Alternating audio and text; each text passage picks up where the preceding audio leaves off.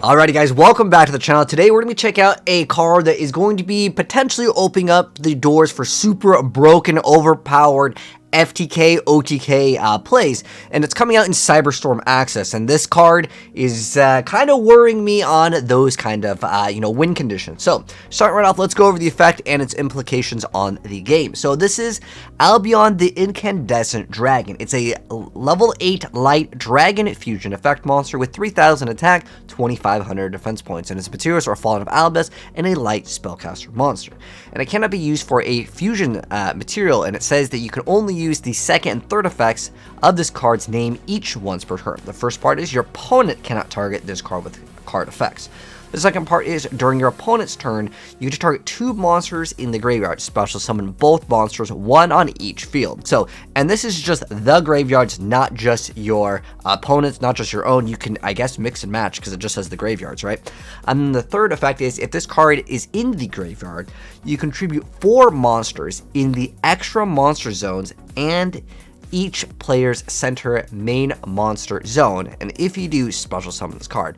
Now, I think this could be a translation issue, but as far as I'm aware of, there is no 4 monsters in the extra monster zone. There is 2 extra monster zones. So if someone could maybe clarify, does that mean that like they have to be linked, could be considered another extra monster zone? Because this is like the main monster zone, and then like the pendulum area would be like the, well, you can technically pen over here or you can pen down here depending on what the conditions are met for.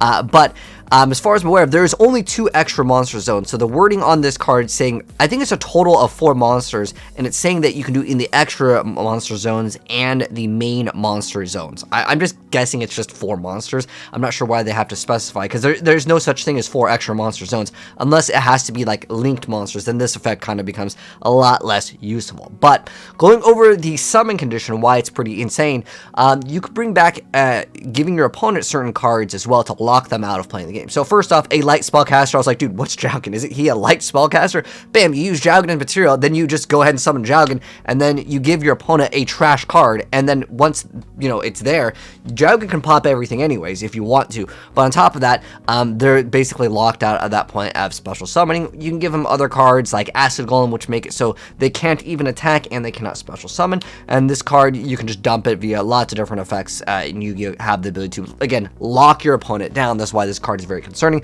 There's also cards like Ibli, and because you're able to potentially give your opponent things as well, you can control what they have, and you can actually do jackpot 7 OTK by giving your opponent Dark Scorpion Burglars. You could give your opponent this card, and then all you need to do is summon a bunch of weak monsters and then just crash them into it, and then you just jackpot 7 OTK them. So this card is very concerning. I'm worried that this card is going to be ruining certain games, because whenever you have the ability to give your opponent a very specific card, I've uploaded lots of videos in the past of just like really dumb Shein Spy swap. I mean, giving your opponent lots of weirder cards could actually open up the doors for more creative plays, but it's going to worry me. I'm sure someone will figure out some sort of FTKs with like maybe different jars. This card is very concerning. Again, it's 2 monsters, so if you could maybe go for like a morphing jar, and then like, I don't know, isn't not cyber fiber. There's so many like other cards. I mean, some of them are banned, but for the most part, there's so many cards that can open up the doors for just like really insane like FTKs potentially with this. And I'm sure someone will figure it out. In fact, comment down below what other combos can you think of with this card when you give your opponent certain Yu-Gi-Oh cards.